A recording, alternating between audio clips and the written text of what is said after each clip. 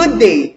Today we will be having a scientific journal review about effects of organic and inorganic fertilizers on growth, activity of nitrate reductase, and chlorophyll contents of peanuts, Arachis hypogaea L, presented by yours truly, Gilbert Florage. Here are the respective authors of this journal: Purbajanti, Slamet, Fushkha, and Roshida. And now let me give you the introduction of our topic for today. Peanut or Arachis hypogaea L is one of the largest legume crop which ranks second after soybeans. Peanut as one of the main commodities of Indonesia, which is source of vegetable protein, is important for food diversification in supporting national food security. Worldwide, peanut has its own importance due to largest source of edible oil and its high nutritional value for kernel as human food and home as animal feed. In addition, peanut is world's largest source of edible oil, ranks 13 among the food crops and fourth among oilseed crops. So that it potential to be developed because it has high economic value and considerable domestic international market opportunities. As a protein producing plants, peanuts need sufficient amount of nitrogen. Fertilizer is applied to meet the needs of essential nutrient elements such as nitrogen. That is according to Forlan et al. Reported that peanut is legume plants that are also available to fix air nitrogen. Due to its symbiotic relation between peanut roots with several kinds of nitrogen fixation bacteria. Maximum nutrient absorption is expected to increase the peanut production. However, harvested area in peanut production in Indonesia have decreased in the 2013 to 2017 period. The harvested area has decreased by 8.36% and the average production has decreased by 9.606% Those average productivity is lower than its production potential and still cannot meet national consumption. Hence, efforts should be aimed to remove the constraints responsible for its poor productivity. Moreover, the decline in production is partly caused by reduced field area and insufficient supply of essential nutrient elements. The deficiencies of essential nutrient elements have become the main factor that cause yield losses. The elements needed as a key factor in increasing growth, yield, and quality, and also as a factor that's responsible for reducing the negative impact of environment. It is well established fact that there is a positive correlation between fertilizer use and productivity. About 50% increase in agricultural production in recent years can be attributed to fertilizers. Therefore, supply of essential nutrient elements is considered as one of the basic needs to achieve the potential yield. Plants take nutrient mostly from the soil. It is also known that the optimal growth of plants is not only caused by the total amount of nutrients in the soil, but also influenced by psychochemical, biological properties of soil, such as soil texture, organic matter, cation exchange capacity, pH, electrical conductivity, and activity of soil microbes. As I remember, this topic has been tackled in our last soils 1100. Chemical fertilizer act as beneficial input to get higher crop productivity, but high dose chemical fertilizers is associated with reduction soil properties and crop yields over time. While the organic fertilizer, such as cow manure, has positive effects in maintaining the soil properties. Moreover, about cow manure, it has a capacity to improve soil's condition, such as increasing the pH in acid oils, increasing water holding capacity, hydraulic conductivity, and infiltration rate, and reducing soil bulk density. Manures is also a good source of plant nutrients and improves soil structure. Moreover, Old Hamed et al. Suggests that manure is an efficient compound for sandy soil with saline water irrigation. Hence, an integrated use of inorganic fertilizers with organic fertilizers or cow manure is a sustainable method for efficient nutrient usage which enhances efficiency of the chemical fertilizers and also can improve the properties of soil. So the application of organic materials will improve physical, chemical, and biological soil properties, while inorganic materials will improve the chemical soil properties, such as sufficing the supply of macro and micro essential nutrients to meet crop needs. Availability of nutrients by organic and inorganic fertilizers is needed for promoting plant growth and production. Plant growth can be measured from several indicators, including plant height, number of leaves, activity of nitrate reductase or ANR, and total chlorophyll content. Recently, so it may be in part of Indonesia, farmers tend to use chemical fertilizers individually for adequating the needs of plant nutrient elements. Due to they are more economical, affordable, easy to use, and quick in response, while organic fertilizer performs slower response on crop yield. Even though they are good in maintaining soil properties, so it is important to perform midway technique between organic and inorganic extremities that may sustain food availability without deteriorating soil fertility and productivity. Taking all these aspects in consideration, the present study was therefore conducted to evaluate the effects of application of cow manure and NPK or nitrogen, phosphorus, and potassium. 16 fertilizer on growth, yield, and physiological responses of peanut plants. A field experiment was conducted in this study at the experiment field. So there, when you can see the measurement of the field. At its base, approximately 125 meter above mean sea level, and Laboratory of Plant Ecology and Production, Agriculture Department, Faculty of Animal and Agricultural Sciences of Diponegro University.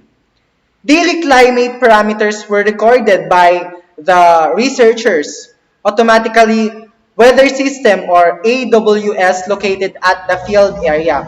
The average annual rainfall varies from 450 millimeter to 500 milliliter rather. The mean daily maximum and minimum temperatures during the growing season of peanut fluctuated between 29.7 to 37.9 degrees Celsius and 14.6 to 26.6 degrees Celsius, respectively. Similarly, mean daily relative humidity ranged between 45 to 91%. And now we're done to our introduction, and now let us proceed to the methodology of this study.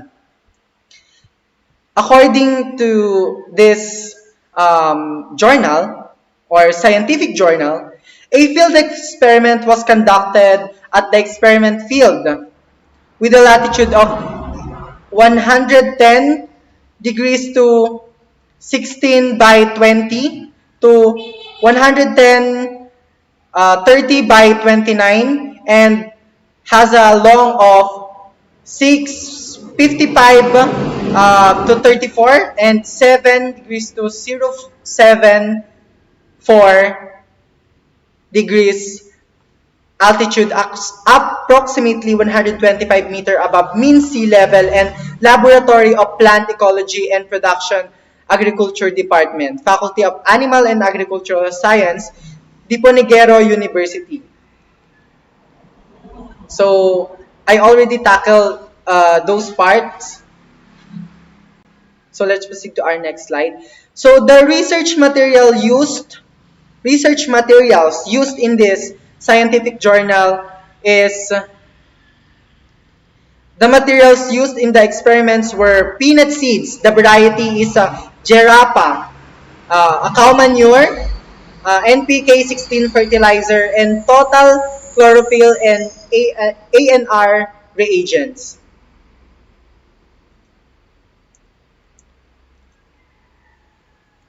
So the crop establishment and experimental design is peanut seeds were planted in the 50-meter squared field.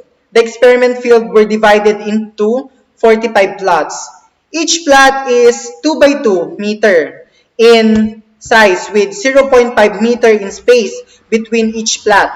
So what I'm saying about this slide is the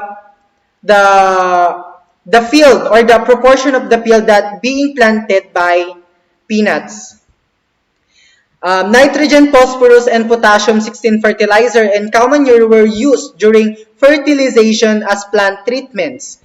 Cow manures were obtained from the waste of cattle farms of Diponegro University.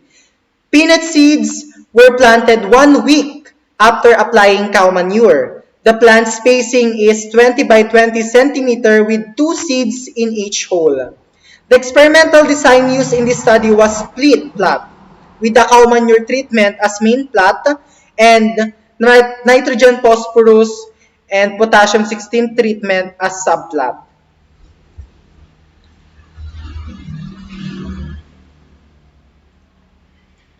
The fertilizer treatments, they use 2 different sources of fertilizer as treatments. Organic source was the cow manure and inorganic source was the nitrogen and phosphorus and potassium-16.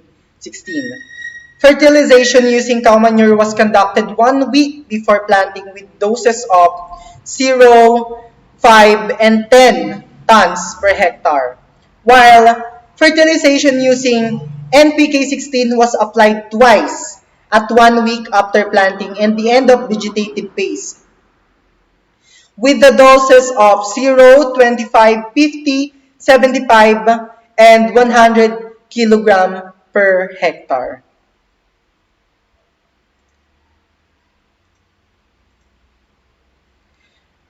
Observe parameters and statistical analysis. So here we can observe the parameters they used and the statistical analysis. The researchers observed the plant height, number of leaves, total chlorophyll content, and activity of nitrate reductase. So according to this journal, the plant height and number of leaves were observed at 49 DAP, while total chlorophyll content and activity of nitrate reductase were measured during vegetative phase. The data obtained were processed according to variance analysis to show the effects of treatments on the observed parameters and continued with Duncan's multiple area test to see differences between treatments.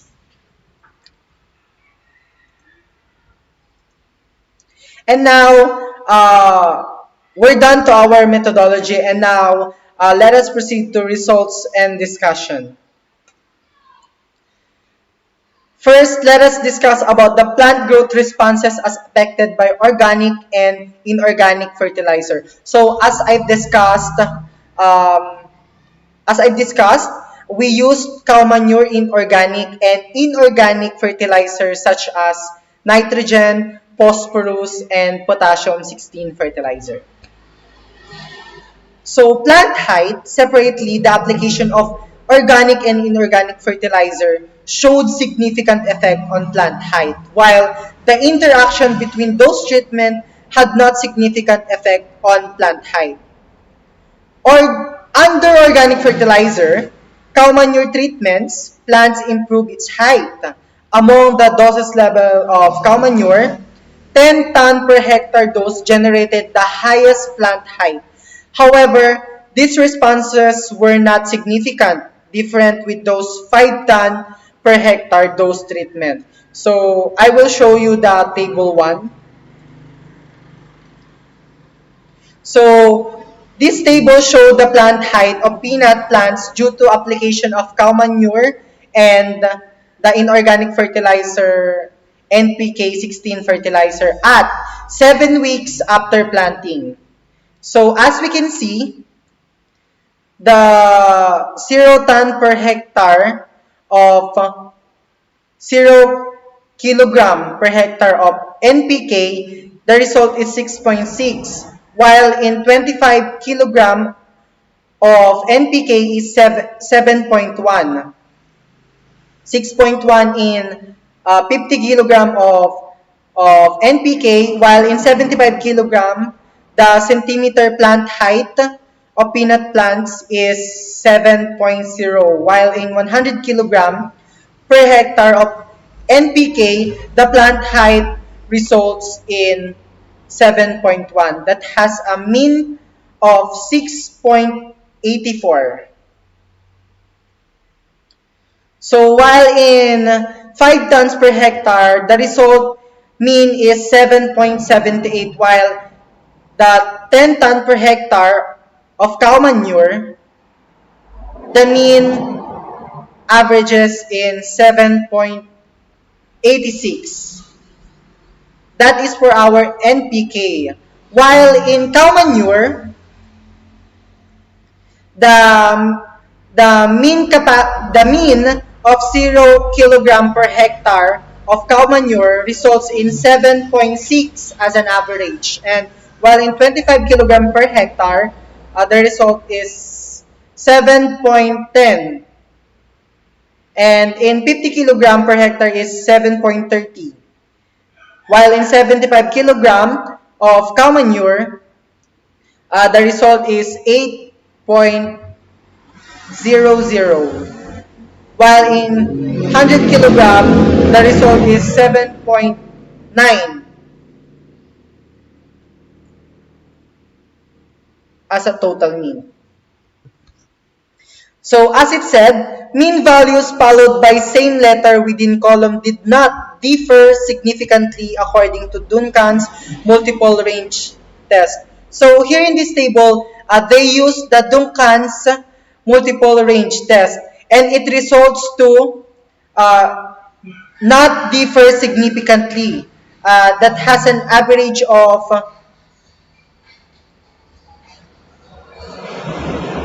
greater than 0.05.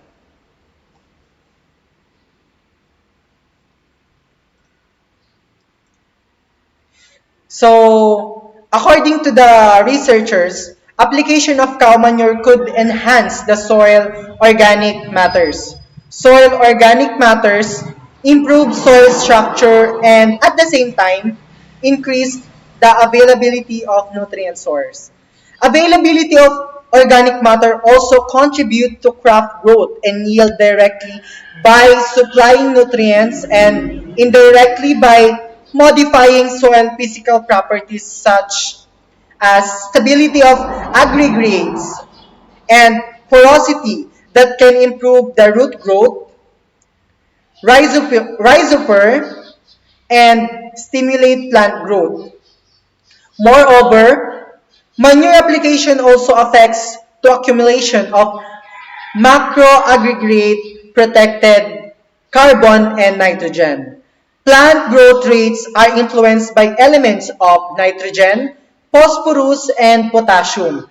An element as a constituent of chlorophyll, division and enlargement of cells in the apical meristem, Activity of the apical meristem generates the shoot growth, so that affects to the increasing of plant height. So that is the reason why there is an increase of plant height.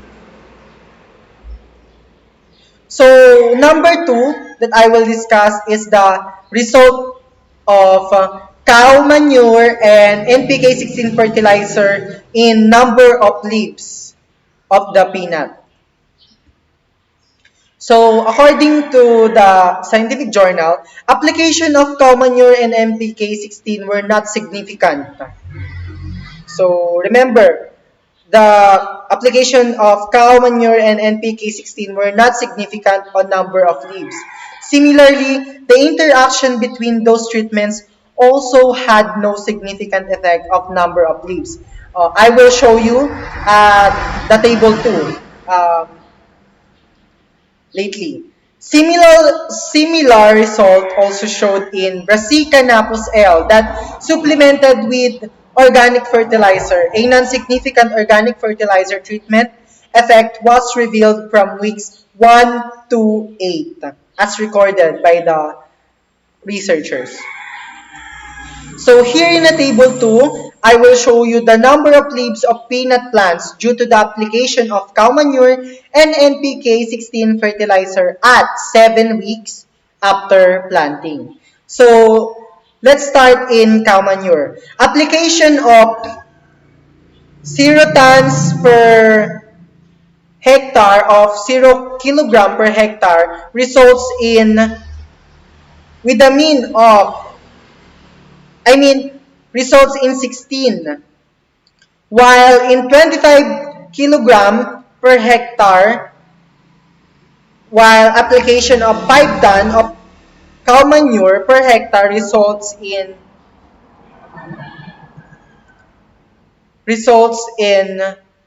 17, while application of 10 ton per hectare of cow manure results in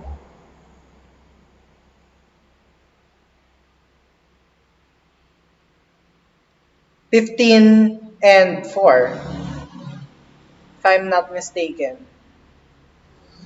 Oh, so sorry, I just mixed all the results. So let's start again. In cow manure, the result of application of cow manure 0 ton per kilogram hectare results in 16. And while in 5 tons, the mean is 16. While in 10 tons per hectare, the mean results in 15 and 4. While in application of nitrogen, phosphorus, and potassium, 16, on 0 kilogram per hectare results in 16. While in 25 kilogram per hectare results in 17, and 50 kilogram per hectare of NPK result in 15.67, and in 75 kilogram per hectare 16.33 as a mean, and 100 kilogram per hectare is 15.67. Naturally, cow manure provide the organic matters to soil. Mineralization process of organic matters release the nutrient element source that can be used to generate plant growth. However, mineralization process take long time. Organic fertilizers releases nutrients more slowly but store them longer in the soil. Thereby, ensure a long residual effect. Application of cow manure is available to provide nutrients for leaf formation. The nutrients from organic fertilizers support rapid root development, which might have enhanced leaf growth towards the end of plant life. Since organic fertilizer constitutes a slow-release source of plant nutrients, so that its nutrient elements have not shown a positive effects on the number of leaves. Plants tend to utilize nitrogen elements that are available from the soil. So, the number 3 that I will discuss is about the physiological change of peanut plant as affected by organic and inorganic fertilizer. First is the activity of nitrate reductase. The activity of nitrate reductase enzyme, the first enzyme involved in the assimilation of N nitrogen and nitrogen oxygen 3 is crucial for the development of plants and plays a key role in the assimilation of nitrogen. Application of cow manure and nitrogen phosphorus potassium 16 fertilizer significantly affects the activity of nitrate reductase. However, the interaction between those treatments had no significant effect on it. Cow manure treatment effect on differential activity of plant nitrate reductase. The highest activity of nitrate reductase are generated by application of 5 ton per hectare cow manure dosage. Under 5 ton per hectare dose could improve the activity of nitrate reductase as high as 4,339 micromole of nitrogen NO2 per gram per hour. Separately, NPK16 also could improve the activity of nitrate reductase. According to the researchers, application of 75 kg per hectare dose of NPK16 resulted the highest activity of nitrate reductase. However, these results were not significant different with those 25 kg per hectare dose, as I will show you the table 3. Under 25 kg per hectare dose could improve the activity of nitrate reductase as high as 3,710 micromole of nitrogen and oxygen 2 for gram per hour. Giving small amount of nitrogen fertilization can be more beneficial for stimulating plant growth, since small amount of nitrogen available to improve plant growth and photosynthetic rates without inhibition of root nodule formation.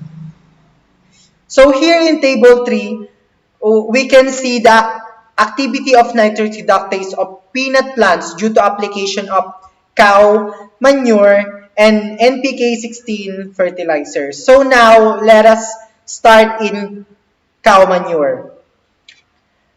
As we apply a 0 ton per hectare of cow manure, it results in 2.515. So, next is in 5 ton application of cow manure per hectare results in 4,339, while application of 10 ton of cow manure per hectare results in 3,000 rather 3.498. So, while in application of nitrogen, phosphorus, and potassium, 16, application of 0 kilogram of NPK results in 3.405 as a mean. And in application of 25 kilogram of NPK, it results in 3.710 as a mean. In 50 kilogram, it results in 3.273 as a mean. And in 75 kilogram per hectare, it results 3.903 as a mean. In 100 kilogram of application of nitrogen, phosphorus, and potassium 16 fertilizer, it results in mean of 3.089. So mean values followed by same letter within column did not differ significantly according to Duncan's multiple range test. Around less than 0.05.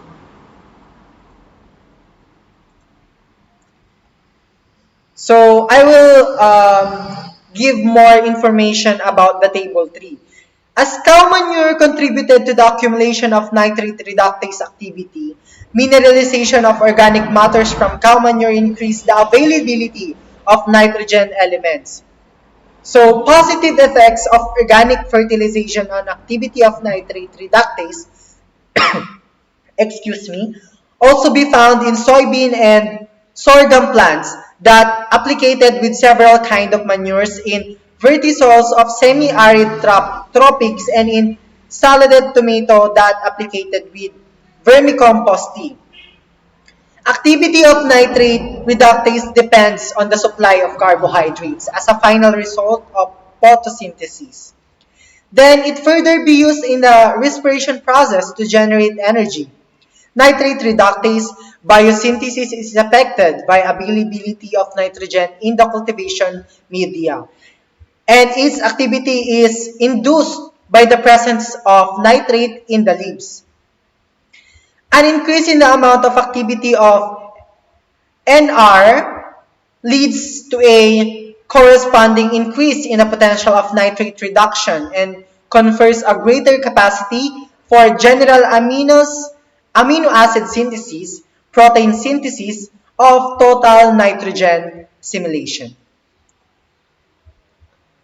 So next slide. So we're not done yet in our results and discussion of number 3, which is physiological change of peanut plant as affected by organic and inorganic fertilizer. The next one is the accumulation of total chlorophyll content. So the last one is about the activity of nitrate reductase, and now is the accumulation of total chlorophyll content. So as being said, different doses of cow manure and NPK-16 had significant effect on accumulation of total chlorophyll content. The interaction between these two treatments also showed significant effect on it. There were not significant effects on total chlorophyll content under no application of cow manure and NPK-16. Total chlorophyll content significantly decreased under application of 5 tons per hectare cow manure and NPK-16. Excuse me. Among 5 ton per hectare cow manure treatments, the highest chlorophyll content was generated by application of 5 ton per hectare without NPK-16 fertilizer, with an increase of 0.410 milligram per gram. This result was significantly different from the rest NPK-16 treatment that has 25, 50, 75, and 100 kilogram per hectare. Under 10 ton per hectare cow manure treatment, application of NPK-16 up to 75 kilogram per hectare decreased the total chlorophyll content. However, NPK-16 by 100 kg per hectare, though significantly increased the chlorophyll content of leaves with an increase of 0.540 mg per gram. This result, which was significantly different from NPK-16 under the doses of 25, 50, and 75 kg per hectare. Similar experiment was conducted in peanut at seedling rate. The chlorophyll content in the seedling stage increased with the increase of the peanut Biocore-based fertilizer application.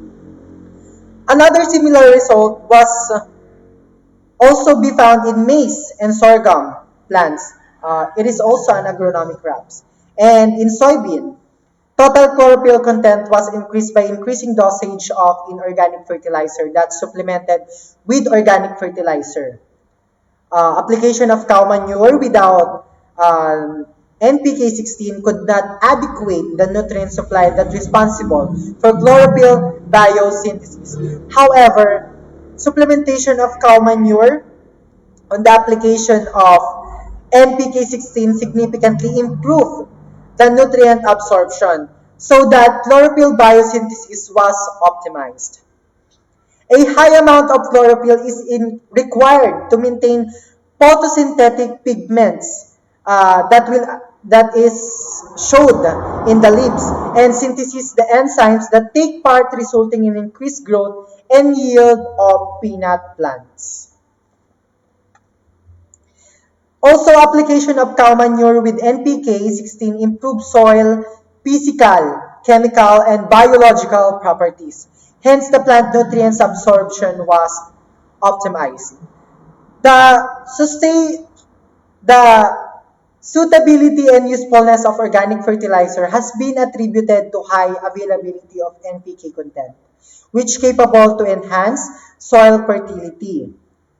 They also act as a substrate for soil microorganisms, which lead to increased microbial activity, which is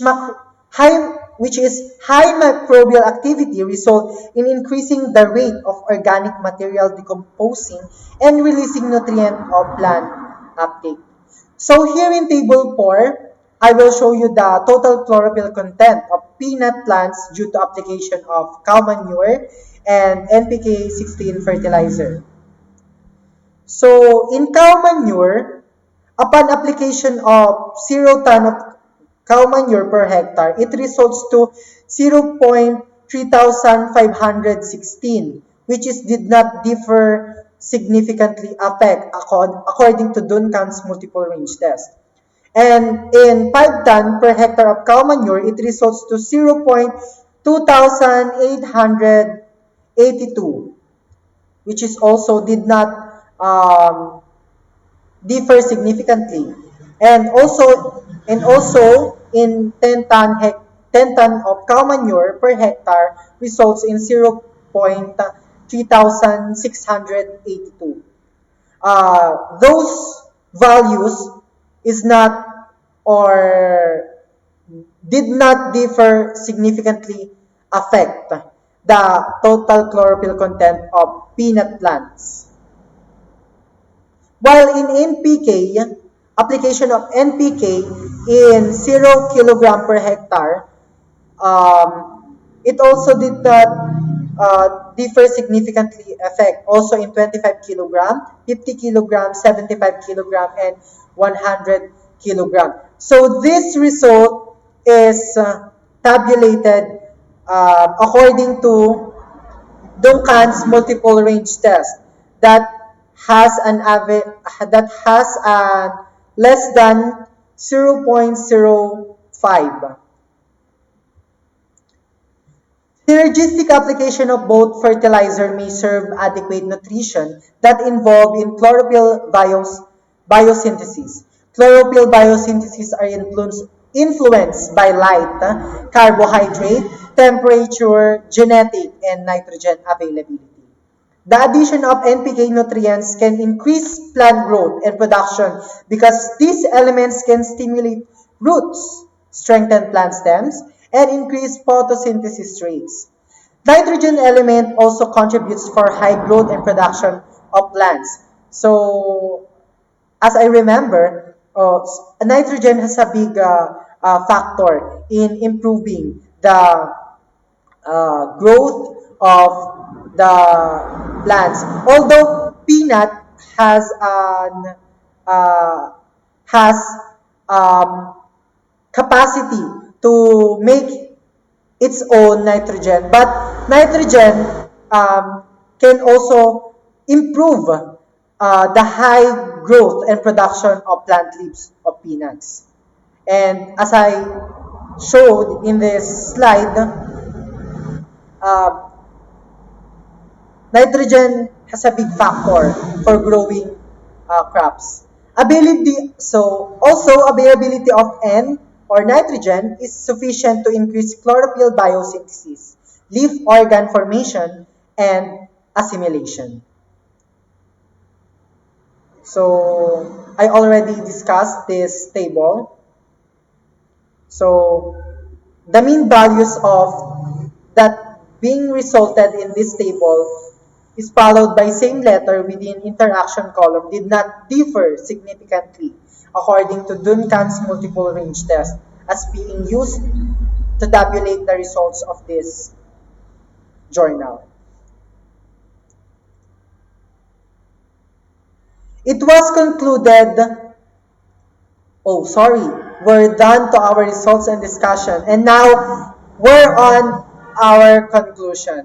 So, as a conclusion, it was concluded that different doses of cow manure and NPK 16 affected the growth and physiology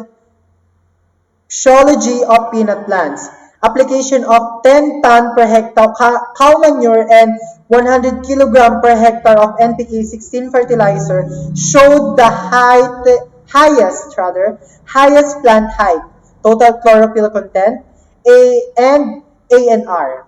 Hence, might be used as recommendation dosage in peanut plants cultivation for future planting. Inorganic fertilizers is associated with reduction in some soil properties and crop yields over time. Application of organic fertilizer has positive effects in maintaining the soil properties. The aim of this research was to study the growth and physiology of peanuts on different doses of cow manure and NPK fertilizers.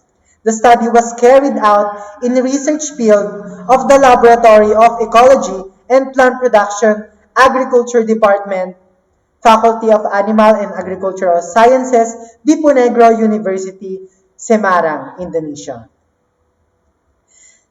The design was used split plot, as I being said already in the past discussion. And we're now down to our summary, as you can see in our screen. And let me continue our summary. As the main plot was doses of cow manure, 0, 5, and 10 tons per hectare, and the subplots was NPK 16 fertilizer, which has 0, 25, 50, 75, and 100 kilogram concentration of nitrogen per hectare, with 3 times replications. Parameters observed were plant height, number of leaves, activity of nitrate reductase or ANR, and chlorophyll contents. There was interaction between manure and NPK 16 doses to total chlorophyll content of leaves. Separately, cow manure and NPK 16 significantly affected the plant height, um, the activity of nitrate reductase, and total chlorophyll, but not significantly affect on number of leaves, as I already discussed in our past slides. Cow manure and NPK 16 affected on increasing plant height, activity of nitrate reductase, and total chlorophyll contents of peanut.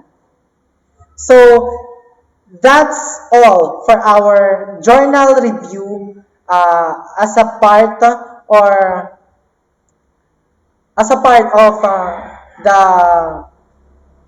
the final exam of for Ma'am Rosemary topic. So thank you and God bless and have a good day everyone. Thank you very much.